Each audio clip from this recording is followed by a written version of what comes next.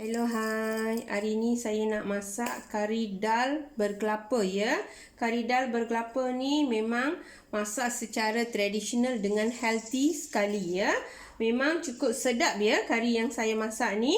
Boleh ikut step by step itu sahaja ya. Sekarang saya nak tunjuk bahan-bahan untuk kari dal berkelapa ya. Saya ambil dal ya, satu cawan besar, dah siap berendam selama 2 jam, lepas tu kena rebus ya. Tu paling penting ya, sebab tu saya dah siap rebus dalam satu cawan parpu. Yang ni kita gunakan minyak kelapa ya. Kalau siapa tak ada minyak kelapa, boleh gunakan minyak lain ya. Kalau boleh, kena gunakan minyak kelapa ya, supaya kari dal kita ni sedap dengan healthy pun sekali ya. Kelapa saya ambil 2 genggam ya. Kelapa parut saya ambil dalam 2 genggam ya. Yang ni carrot saya ambil 1 biji sahaja. Kena iris dengan nipis dengan panjang-panjang ya. Cabai hijau saya ambil 2 batang, kena potong 2 ataupun tengah pun tak apa ya. Bawang kecil saya ambil 15 biji, dah siap potong kecil-kecil, iris dengan kecil ya. Paling penting kena iris dengan nipis dengan kecil ya.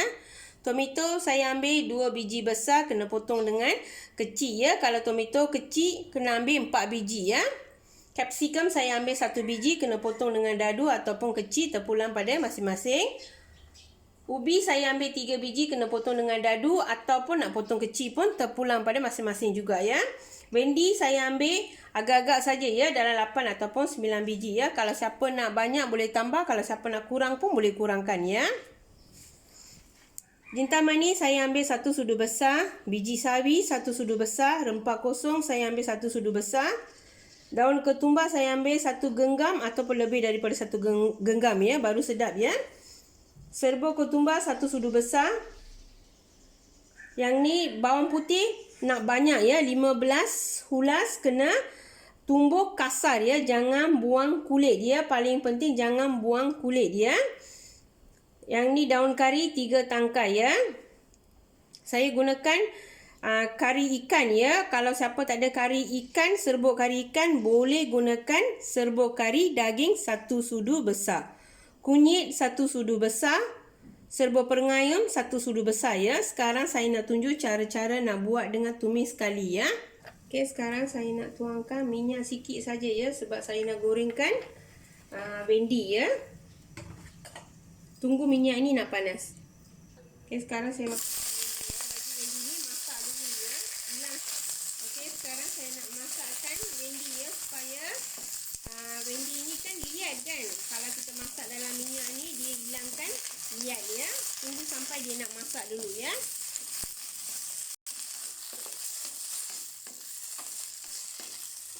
Okey, sekarang dah cukup ya. Dah cukup masak macam ni ya.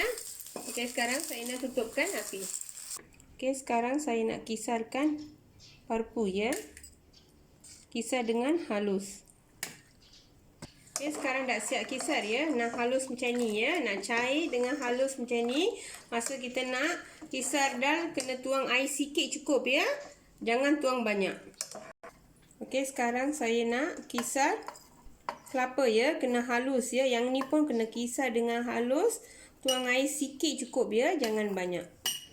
Okey, sekarang saya nak tuang air sikit saja ya.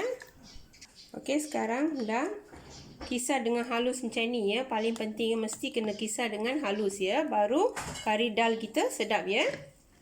Okey, sekarang saya nak tuang minyak agak-agak saja ya.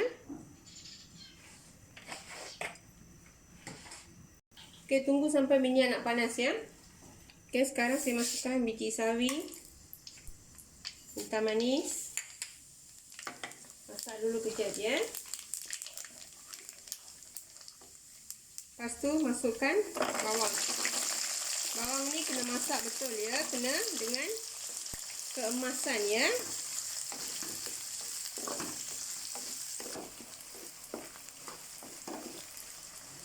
Sekarang saya masukkan daun kari ya. Lepas dah masuk daun kari, saya nak masukkan cabai hijau dengan tomato. Tunggu sampai dia nak masak betul-betul nak masak ya. Sebelum tu saya nak masukkan garam bukit ya. Saya gunakan garam bukit ya, secukup rasa. Tunggu sampai nak masak. Okey, sekarang saya masukkan bawang putih ya. Tunggu lagi dia nak masak betul-betul ya. Okey, sekarang saya masukkan pengayam ya. Lepas dah masuk pengayam ni, kita gaul dalam seminit ya. Lepas dah gaul dalam seminit, kita masukkan semua rempah ya. Okey, sekarang saya masukkan semua rempah ya.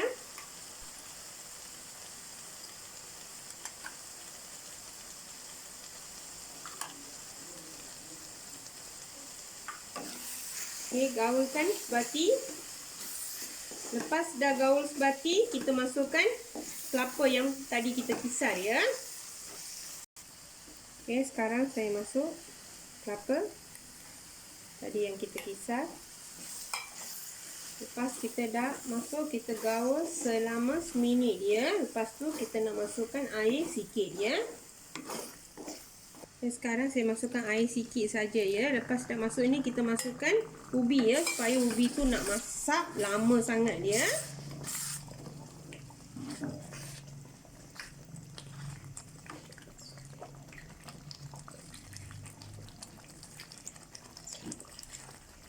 Okey, tunggu sampai ubi ni nak masak dulu ya. Lepas tu kita boleh masukkan bahan-bahan yang lain.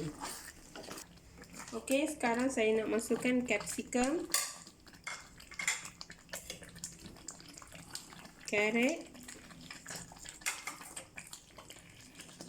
dan bendi ya. Gaul sebati. Lepas tu kita nak tuangkan parpu ya. Okey, sekarang saya nak tuangkan parpu ya. Okey, tunggu sampai kari dal kita ni nak mendidih ya. Okey, sekarang dah mendidih ya. Last kali saya nak masukkan daun ketumbar ya. Okey, sekarang saya nak tutupkan api. Okey, sekarang kari parpu kita dah siap ya. Yang ni sedap. Memang cukup sedap ya. Mudah pun sekali ya. Boleh cuba dekat rumah ya. Selamat bercuba.